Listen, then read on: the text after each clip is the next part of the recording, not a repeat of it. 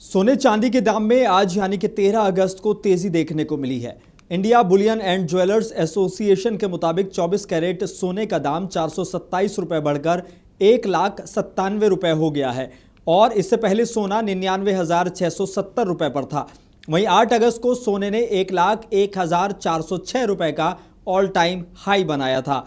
वहीं चांदी की कीमत आज 1,962 रुपये बढ़कर 1,15,275 रुपये प्रति किलो हो गई है। इससे पहले चांदी 1,13,313 पर थी।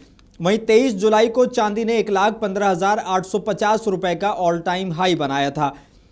गोल्ड खरीदने वालों के लिए बता दें कि हमेशा ब्यूरो ऑफ इंडियन स्टैंडर्ड यानी कि BIS का हॉलमार्क लगा हुआ सर्टिफाइड गोल्ड ही खरीदें।